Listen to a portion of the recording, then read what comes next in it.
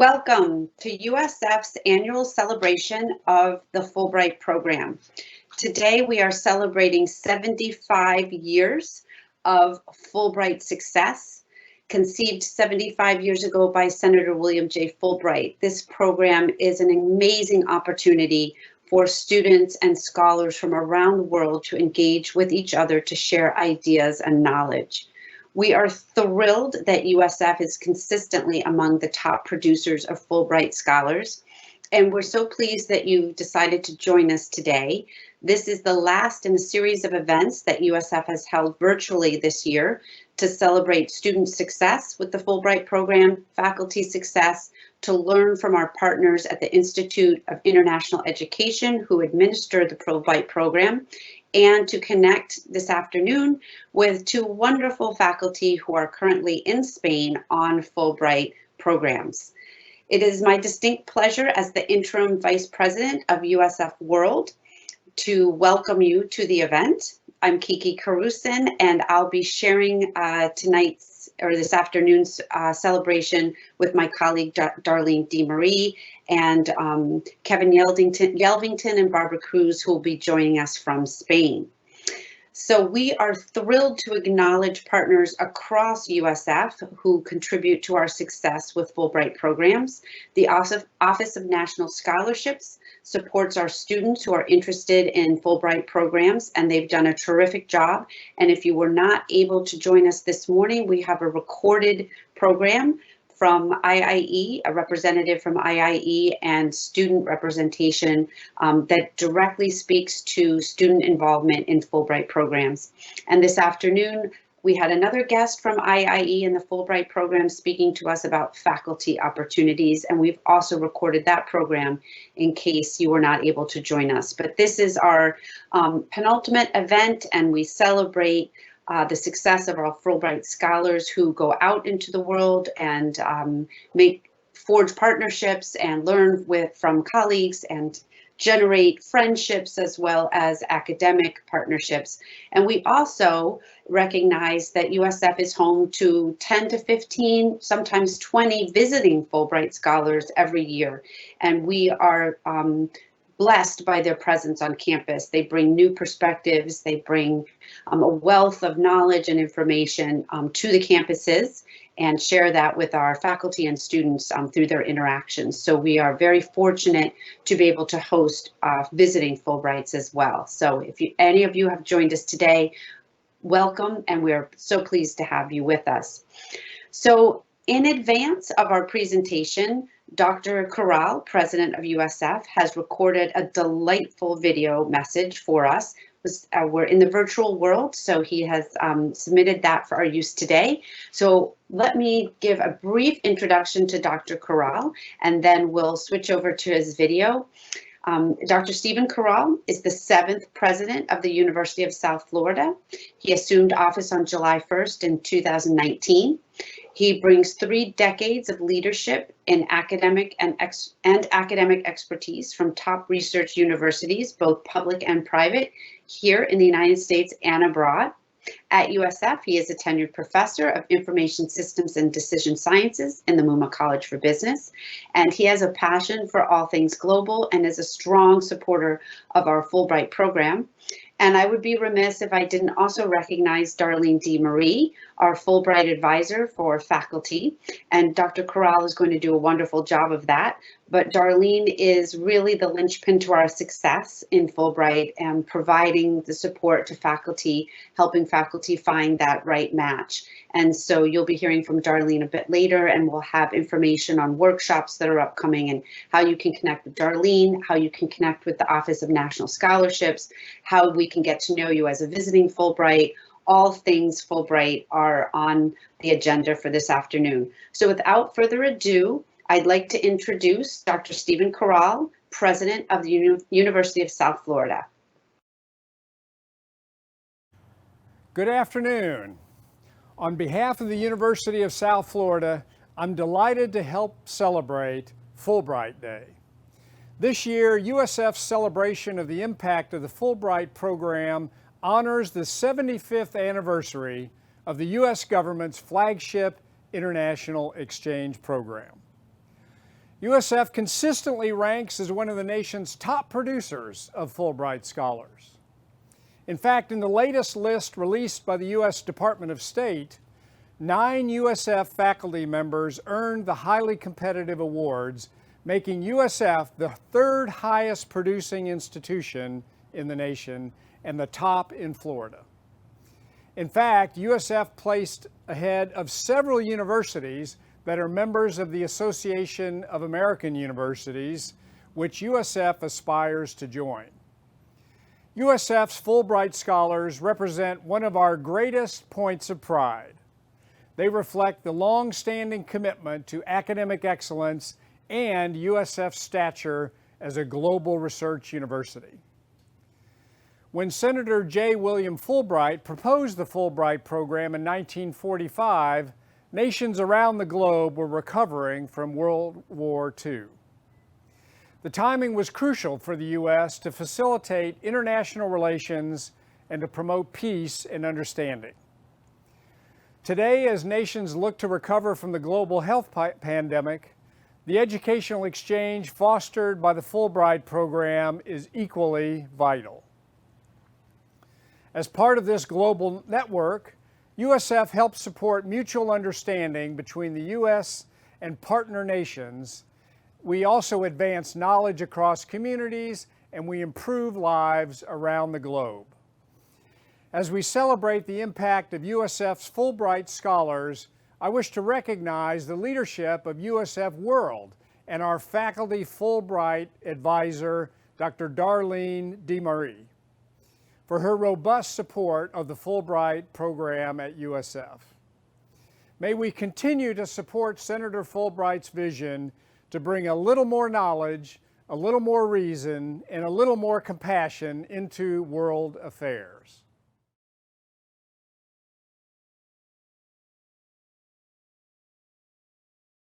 So without further ado, I'd like to turn the program over to Dr. Darlene DeMarie. She is our faculty advisor in USF World for faculty Fulbright scholars, and she is going to moderate a discussion with our 2 Fulbright scholars in Spain at this time. We have several Fulbright faculty who are out on research experiences now, and we're very proud of the fact that we've been able to support their international travel. And we couldn't be more proud of Darlene DeMarie and the work she does to support the Fulbright program. We've been a national, ranked #1 nationally for production of Fulbright scholars, and we're consistently a top producer in the faculty section of Fulbright faculty scholars. So without further ado, Dr. Darlene DeMarie, I turn the program over to you. Thank you very much, Dr. Carusin. It is a pleasure and an honor to work at USF World and to be able to work with Fulbright scholars and faculty like our 2 keynote speakers. I want to tell you that our keynote speakers are extremely unique. They're USF's husband-wife power couple Fulbright scholars.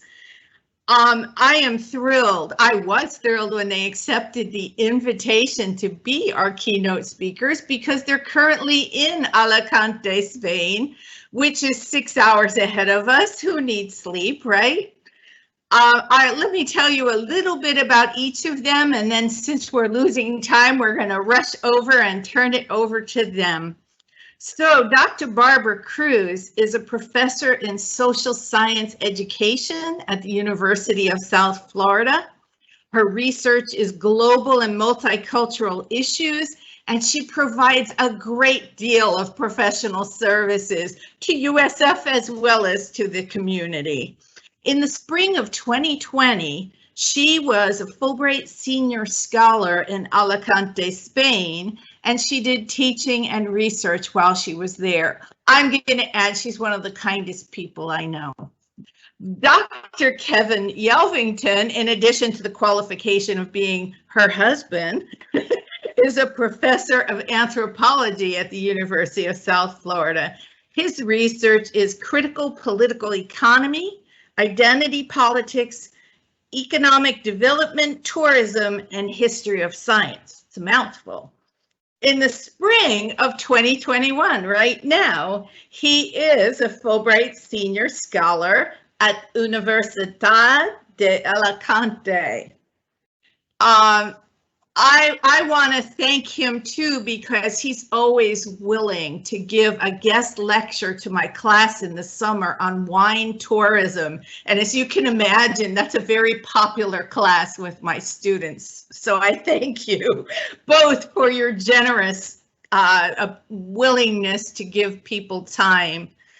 Their presentation today is Education and Enoturism in Spain, Tales of Two Fulbrighters in Spain.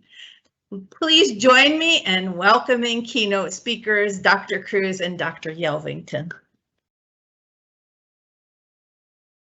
Thank you so much for that lovely welcome. Good evening, because it's after 10 p.m. here in Alicante. My name is Barbara Cruz. And I'm Kevin Yelvington. And we are here to share with you a little bit about our experience with the Fulbright program. And we're coming to you from Alicante, and you can see where we are. Alicante is a port city in the southeast of Spain. You can see the little sign right there. And Alicante is an old city. It's more than 500 years old. This is a view from the Santa Barbara Castle, aptly named, right? And you see the port there and the old part of the city. This is the famous Esplanada de España, and it's right by the marina and also adjacent to the old part of town. And so in 2020, as Dr. DeMarie mentioned, I had my Fulbright Award and we came to Alicante. We stayed in the Playa de San Juan. This is an actual photograph taken from our balcony. So for those of us from Florida, as beautiful as our beaches are in Florida, it is quite stunning to be able to have both the beach as well as the mountains in the background.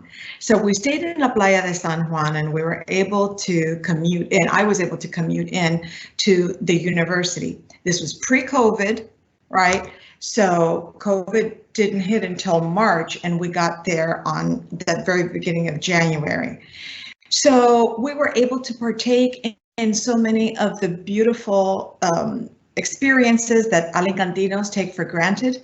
But for us, our lovely novelties, we would go to the Mercado Central, for example, to get our produce.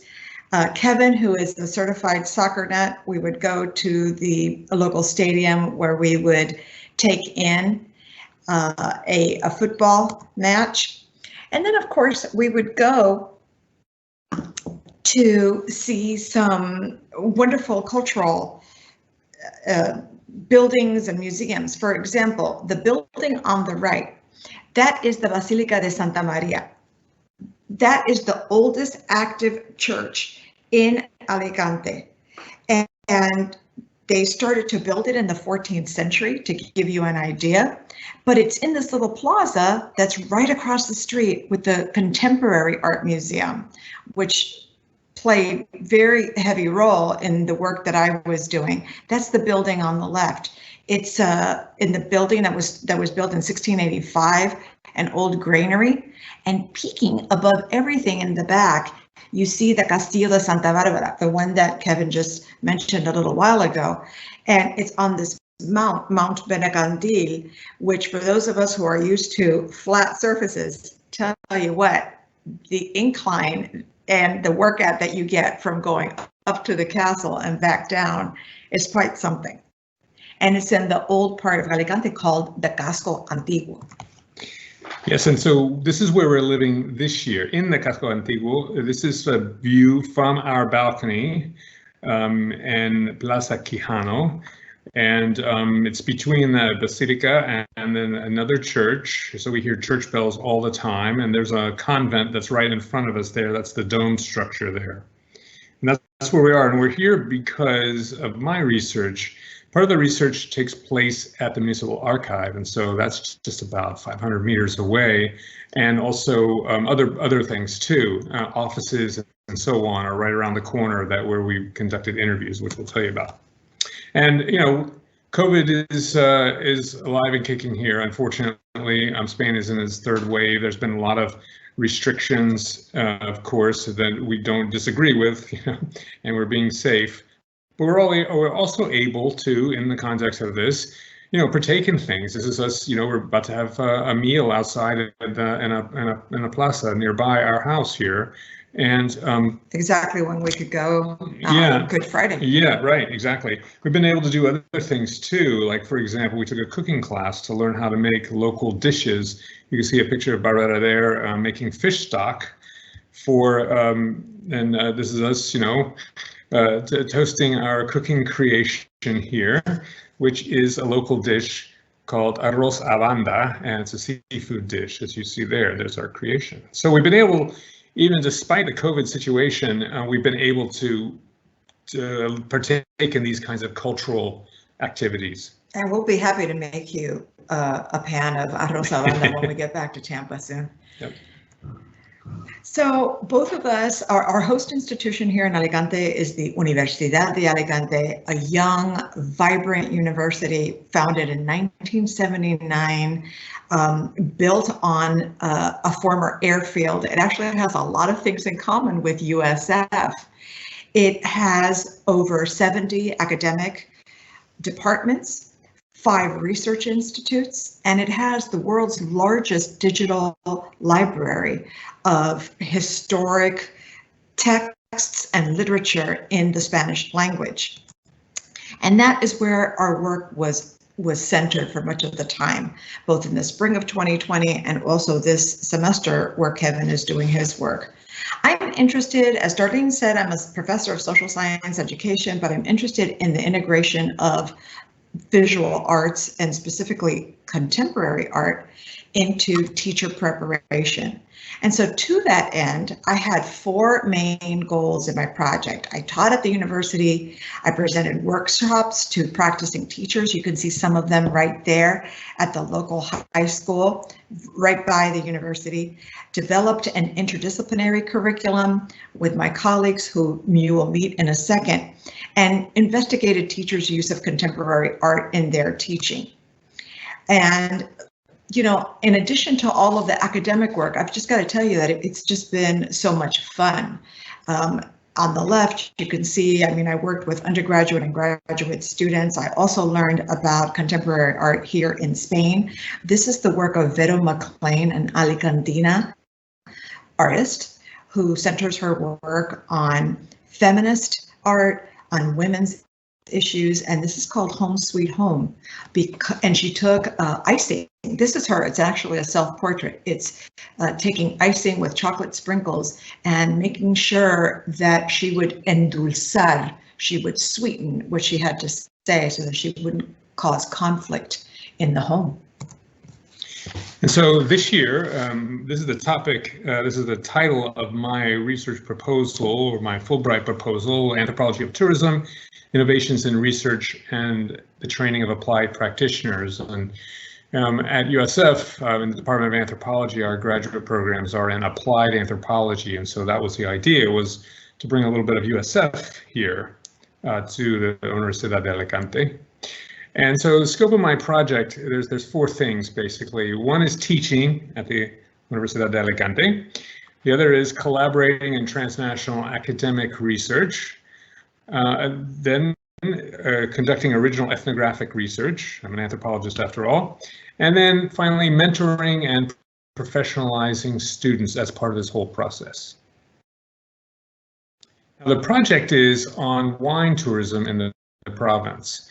And so I am working with 2 wonderful undergraduate students, Patricia Sanchez and Alvaro Navarro.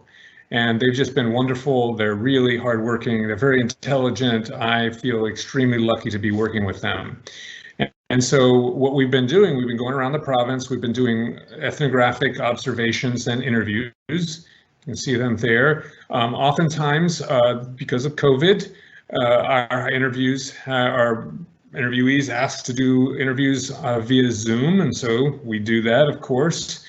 And then we are able to meet. This is us in front of our, apartment out in that plaza that you saw earlier.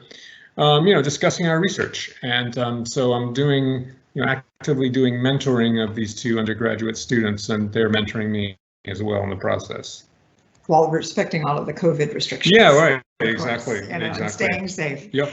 So, but when Darlene approached us about sharing our experience today, she was clear. She said, yes, we want to hear about your project, but we really want to also know what was the impact of the Fulbright Award at home as well as abroad. And so Kevin and I sat and we brainstormed and we just started writing down all the different ways that we could think of, and eventually, of course, themes and clusters emerged. And so that's what we would like to share with you so that you can see how far-reaching these awards can be. So the first one, really important and near and dear to our heart, is the international collaboration that we have been able to establish with colleagues. So I'm hoping that the wonderful Dr. Maria Isabel Vera Munoz is on this webinar today. I did invite her. We call her Maribel, a contraction of Maria Isabel, and here she and I are in the College of Education's cafeteria, where they had, by the way, a fresh paella made every day as part of, the many things that you can eat. And we were working on our interdisciplinary curriculum. Kevin sneakily snapped this photo when we weren't looking. But I also worked with other colleagues in social science education, as you can see in the picture on the right. I worked with a wonderful colleague at the University of Murcia by the name of Juan Ramon Moreno Vera, who we continue to be in contact with. And there are two artists, local artists in this picture. We were able to have this closing lunch right before COVID kind of stopped everything in its tracks last year. But there's also two other very special people in this photo on the right. If you know the illustrious Noelle Smith, the Deputy Director of the Contemporary Art Museum on campus, she is second from, she's on the left-hand side of the table, second one in. And we also have another person that you're going to meet in a second from USF who visited that semester. And so these are my two hosts and colleagues here. Maria Jose Pastor is the head of the Department of Contemporary Humanities, and Pitu Espeso Molinero is in the department, and she's the head of the area of social anthropology. And they're both anthropologists. They're both anthropologists of tourism. And so we are forming an international collaboration here around the study of tourism from an anthropological perspective. And you can see there on the right, that's one of the journals that they produce here in the Evan Institute. One of the institutes that Barbara was mentioning is an Institute on Tourism Studies, and this is the journal that they produce. And so, these are, like-minded and like-interested colleagues that I am working with here. Mm-hmm. Now, we also had a number of collaborative relationships with students as well. I keep in touch with several of the students that I met last year. They send me papers and we have all kinds of discussions by email and other forms of technology. But I wanted to share with you, a crossing of the pond in a different direction. And the picture there is of a presentation at the Museo de la Universidad de Alicante, an art and history museum on campus. And we see there Cristina Vieira, one of the very wonderful doctoral students that we have at the University of South Florida. And in fact, exactly 10 days from today, she is going to be defending her final PhD dissertation. So we're very proud of her. A native fluent speaker along with Noelle, they were both able to come and visit to Alicante in 2020 and share some of the work that we do at USF with our colleagues there. Yeah, so this year, as I mentioned, the project is on wine tourism, and I'm working with Patria and Alvaro. And part of it is an historical approach to the history of wine tourism in the province. Alicante has a long history of wine production. It's a very famous wine producing area, but wine tourism per se is a pretty recent phenomenon. Mm. And so what we're doing is we're looking at archival records, old newspapers, other kinds of documents and so on. And they had never done research in an archive before. And so That's one of the things that we've been doing as part of this research, and you see them there working in the municipal archive.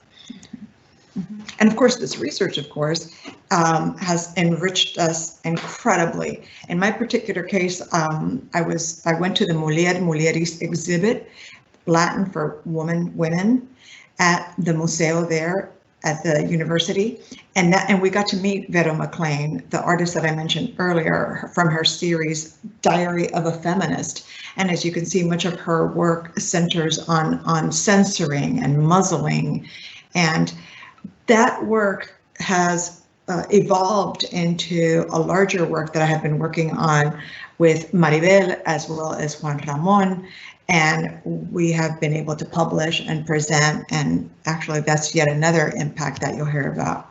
Right.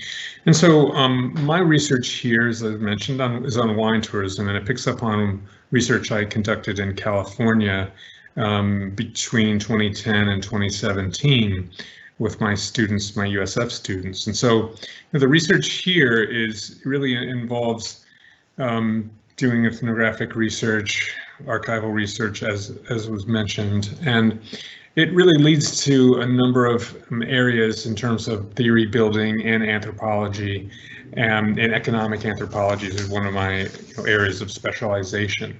And so that's what this is really doing. It's really enriching my research profile, if you will. And we've already started to plan publications coming from this, and I can see a number of them being, possible from the research. And then, of course, I mentioned this just a little while ago, but we have several conference proposals that have been accepted. In my case, this December, the National Council for the Social Studies is celebrating its 100th anniversary as an organization, and the conference will be held in Washington, D.C. My colleagues Maribel and Juan Ramon are going to be traveling from Spain to Washington. We're hoping that they're going to be able to come and do a little hop, skip, and a jump over to Tampa as well. Yep. And so I'm planning on to bring the students to the American Anthropological Association meetings, which are in Baltimore in November. And the idea would also be the proximity of Baltimore to Washington, D.C., to be able to bring them to Washington, D.C. and to have them see all of the great cultural resources there, the Smithsonian, White House tour, things like that. I don't know why it didn't. There we go. And back home, I'm going to be bringing in some of this work in some of the teachers' workshops that we do in our project called Inside Art at the Contemporary Art Museum. And in just another week or so, couple weeks, we're going to be presenting some of our work at a conference that will be held in Valencia in Spain. It's analogous to the National Council for the Social Studies, but the sister organization in Spain. Right. And so since I've been here, I've been asked to do talks on the research that's ongoing here. So I was invited by the Food Studies group as part of the Department of History at UCLA to give a talk. There you can see Tahua for Tourism, a report from Alicante, Spain was the title of my talk then. And last month, I was asked to do a talk at the Liverpool John Moores University and to talk to their Tourism, Travel, Culture, and Heritage Research Group, which I did as well. Mm-hmm. And then another talk that's going to happen in terms of representing USF here in Spain is that did happen with Barbara at the Instituto Franklin, as in Benjamin, at the Universidad de Alcalá, is the only institute in Spain dedicated to North American studies. So Barbara gave a talk there last year, and I've been asked to give a talk, and so that'll happen in a couple of weeks to their seminar in their doctoral seminar in North American studies. Mm-hmm. Of course, we would be remiss if we didn't talk about the impact on our teaching, both at the University of Alicante. As you can see here, I spent a lot of my time in the College of Education there. working with graduate and undergraduate students. And here I was sharing some of the strategies and concepts and theories that we put into employ in the USA. But then, of course, I learned an awful lot from my colleagues there too, and will be bringing it back.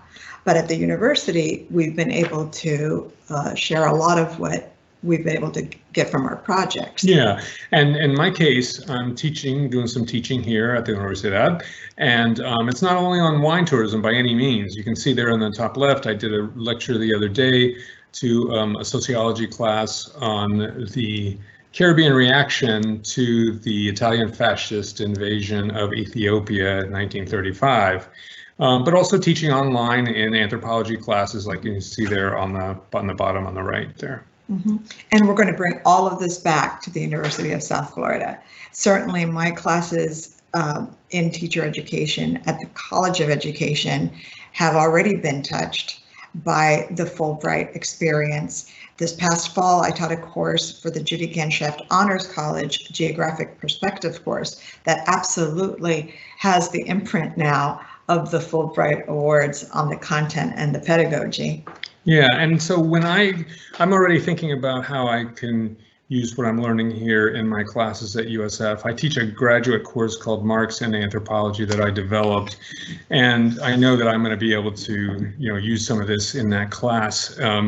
And questions about the commodity and the commodity form and so on, and wine as a commodity, wine capitalism, and studying that from an anthropological perspective. But also, Marx and wine, that goes back. I mean, he very famously defended the Moselle wine growers when he was the editor of the Rheinische Zeitung. And so there's a lot of connections here for that. But also, I teach a course called Cultural Anthropology. It's an intro to cultural course. I sometimes 90 students in the class. It's a gen ed requirement. It's also part of the multicultural certification. And there's a unit I do on economic anthropology. I'll definitely, include this there, and also a unit on research methods, like mixed research methods, which is what we're doing here: ethnographic research, archival research, key informant interviews, review of documents, these kinds of things. Mm-hmm. And then a sneak peek. We have started the machinations for an education abroad, a summer study abroad experience. Even though things are a little bit slowed down right now with COVID, we're very hopeful that in a subsequent summer, we're going to be able to bring a group of students to Alicante on an education abroad experience. Yeah. So stay tuned for that. Yes. And we'd be remiss if we didn't talk about the impacts of USF's institutional investment in the whole Fulbright process and in us as faculty members. And we'd be remiss if we didn't say thank you for that and to acknowledge that. And especially we want to talk about Darlene DeMarie and all of her efforts. We appreciate her. In her organization, she organizes workshops. If you're going to apply for a Fulbright, we strongly suggest that you go through Darlene. Lauren Chambers is wonderful. She's the one who does our student Fulbrights. We appreciate all the folks at USF World Team, headed by Kiki Carusan, but including Mary Cardenas, Adriana Morales, Bryant Tonkin. At the level of the IIE, Aphrodita Kresnici is just wonderful. If you apply to Fulbright in Europe, you would perhaps be in touch with her, and she is wonderful. She is very, very helpful. Was very helpful to both of us. And if you come to Spain, you'll be very lucky, because the Fulbright Commission in Madrid, they are just wonderful people. They have just been incredible, and so we also want to thank them. But I also want to, just to say about how I got it. It was the result of USF's institutional investment a long time ago. So in 2011, I got a creative scholarship internal grant, $1,000, to do research in Southern California in the Temecula Valley on wine tourism there. right? And so that allowed me, that $1,000 allowed me to go do some interviews and some ethnographic research, right? That allowed me to apply for a National Science Foundation grant for me and my graduate students here at USF for about $360,000. And so that was between 2013 and 2017. 2 PhD students have finished, 1 MA student has finished, funded by that project, and then a third PhD student is finishing writing up her dissertation, who is funded by that project.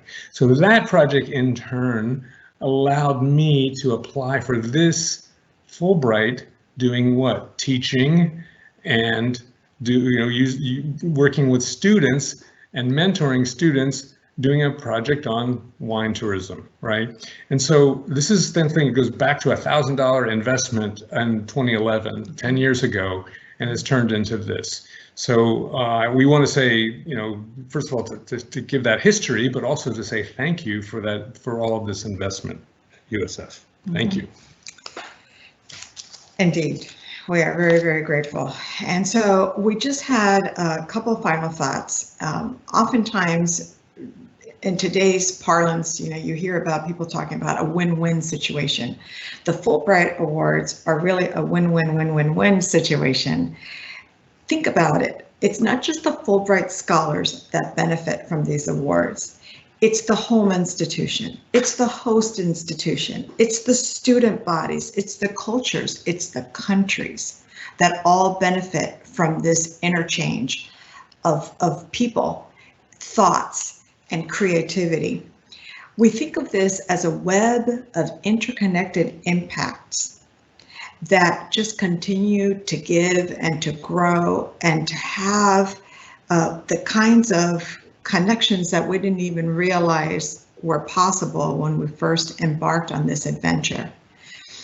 And it has been quite an adventure. We're leaving you with this picture of us at the top of the Castillo de Santa Barbara. This was before COVID, else we would have our masks on. And we invite you, because we made sure that we wanted to leave some time for questions. We invite you to put some questions in the chat box that Darlene is going to help us navigate and moderate. But we also wanted to give you our personal USF emails so that if you wanted to write to us directly, we welcome your contact, and we are happy to assist in any way that we can.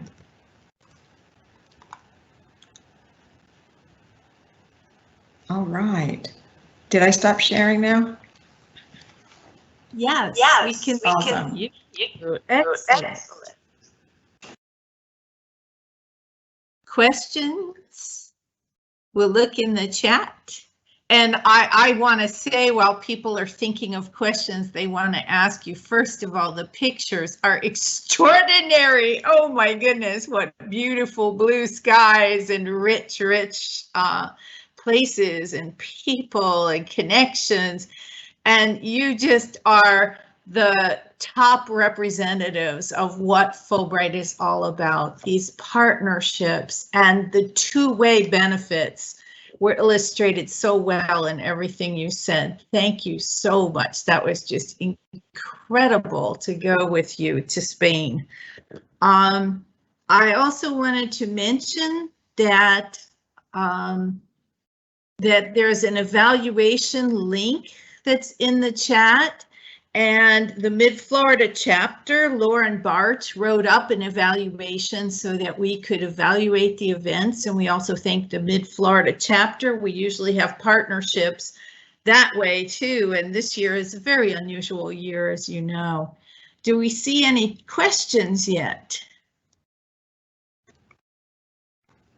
I saw one earlier that someone asked, did we do individual Fulbrights before we did a joint one? We actually did not do a joint one. So I applied for one first, and so that was the one in 2020. And then this year, Kevin, actually I was on the Fulbright in 2020. Kevin came in and came with me, but he was teaching remotely when he found out that he got one for the next year. So then we did a swap. So this year, Kevin is doing his Fulbright and I am teaching online. and attending more meetings than I ever have before via MS Teams. Here, I'm going to try to recreate that picture, Darlene. Yeah, it's beautiful. Absolutely beautiful. Any questions?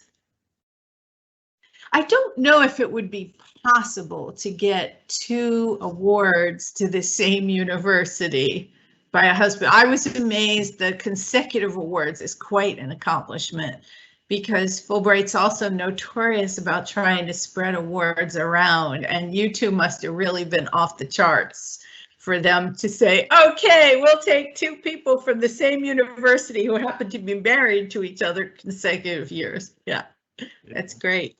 You know, yeah, you're right. We're we feel very, very lucky, and we feel very grateful for your help. You know, Darlene, if it wasn't for all of the work that you put in, and you know, the workshops that you put in, I mean, I must have revised my proposal 3 times, something like that. I don't know how many times you did, based on Darlene's work and having peer reviews and having her review it and so on. And so that was the thing, you know, it was the result of that. And it is, you know, kind of, that's why we're here, you know, you guys asked us to talk because, you know, but I can remember when we were in Alicante this time last year, and well, before we had to leave because of COVID, is, you know, getting the word that I got it as well. I got an email saying you can download, there's a letter of decision, and then it wouldn't work. And I was like, oh, okay, I probably didn't get it. So I emailed Aphrodita and I said, hey, Aphrodita, I can't get this. I know I didn't get it, but can I talk to you ever about, you know, about redoing this? And then all of a sudden it worked and I got it. And I was like, never mind, Aphrodita, I got it. So it's a moment. It was a nice moment. I see a question here. What will the forthcoming education abroad program to Alicante include? What coursework will be offered? Yeah, and there was another one related also to, you know, did we start developing before we came or after? And definitely after. Once we got here and we started going to all of these wonderful museums and cultural centers and festivals, one of the great things about Alicante is that, first of all, there's a wonderful public transportation system, so you can get in and around and about for less than $1 a ride, and just about every single museum is free admission. So it's a great place to come, and I highly recommend it, you know, as a family vacation, as a couple's vacation, as a girls' vacation, you know, whatever, because it's really quite affordable. So it's just very rich. And it's affordable, easy to move around. I am personally looking at doing something to do with K through 12 educators, the arts across the curriculum, for example. But Kevin is also exploring it to see, you know, what other kinds of things that we can do. So as soon as we have more information about that, we promise that we're gonna share. Yeah. Yeah. What makes USF the university with the largest number of Fulbright scholars in the country? What is USF doing right? Well, those are the 2 people you need to ask, not us. That's Darlene and Kiki. Those are the ones that are doing it. I was going to say, we have the secret sauce. That's Darlene. It's a pleasure. We have quite a lot of people interested too, so it's really been an incredible experience. We have a network. We have a network of people like Barbara and Kevin who help other people, and we have the support of USF World. We have our president who is very supportive, and we value global engagement, right? So your study abroad will be institutional support.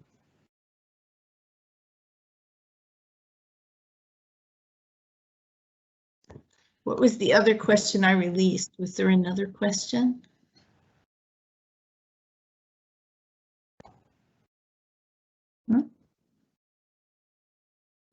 I saw one question about culture, and were there any kind of cultural, you know, did we come across any kind of cultural obstacle, something to do with that?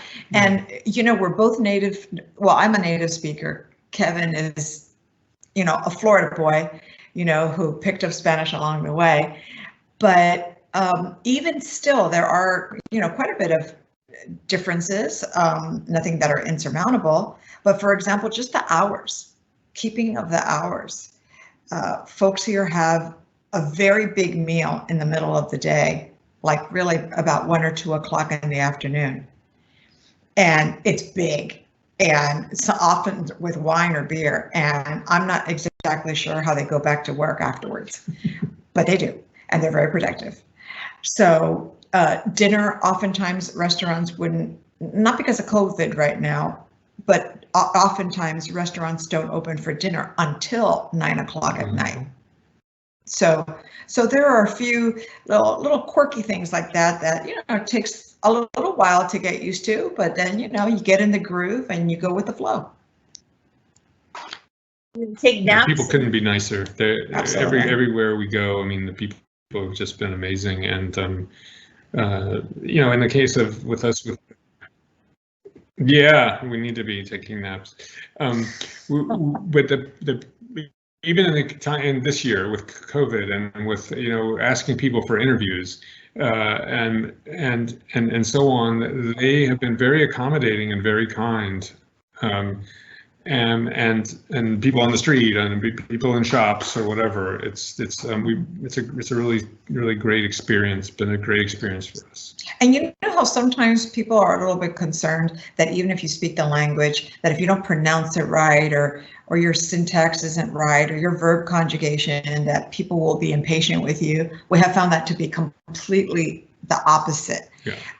Folks are just charmed by the fact that you are speaking the language, that you're making the effort. And I was concerned even with my little Havana Spanish, as I call it, that, the king's Spanish, when my Spanish wouldn't be up to snuff. But no, everyone is just as kind and supportive as could be. And if I don't know a word, I say I don't know a word, and then they just jump right on in and help.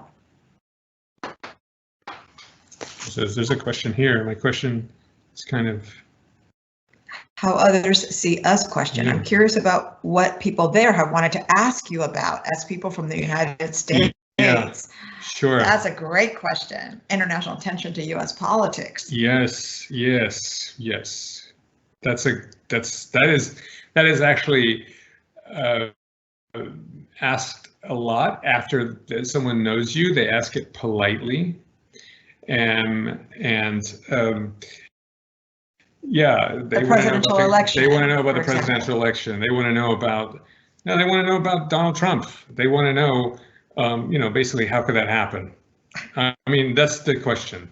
No, that's the way that's phrased. Yeah, and so there are other things, a lot of other things too. And young people, they want to know about the states, and they. Everyone, of course, around the world takes in U.S. popular media and all, and so they want to know about, what is it really like living there? Does everyone have a big house and things like that? I mean, lots of kinds of questions like that come, and it's funny and it's nice, and we really love it here too, and so we also are very. Quick to say, you guys are very lucky to live in Spain. I mean, Spain has, it's not the richest country, but it's got a very big safety net. It's got the longest life expectancy. It's going to pass Japan soon for that. There's a lot. LGBTQ issues, it's rated as a great place, for example. 88% of Spaniards, we just came across that, despite, some other conservative factions. And, the Catholic Church, of course, is still, very strong and important in Spain. 88% of Spaniards support LGBTQ initiatives and measures. So, it's a really tolerant and embracing place, and we do love it here. But if either of our daughters or all three of our daughters are on the call, that's right. We love them so much that as much as we love it here, we can't wait to get back, especially to see them. Yep. That's for sure. All right. Well, I can't thank you enough. I'm sure everyone thanks you for your wonderful presentation, for taking us inside. I'm going to repeat and ask people, please fill out the registration. I want to repeat what you said and thank the Genshaft Honors College, Lauren Chambers, Lauren Roberts, and USF World, Mary Cardenas, Adriana Morales, Brian Tonkin, and of course, our Dr. Caruson and the Mid-Florida chapter for sponsoring today. Those of you who want to apply for Fulbrights, I hope to see you at future workshops. Please email me at fulbright@usf.edu. Our regional breakout sessions are next, and each has a separate link. We posted in the chat some of the connections for you. You can go to more than one, enjoy yourself, and share your Fulbright experiences. Thank you so much for celebrating the 75th anniversary of Fulbright with us. It was great to see you, and we can't wait to have you back again.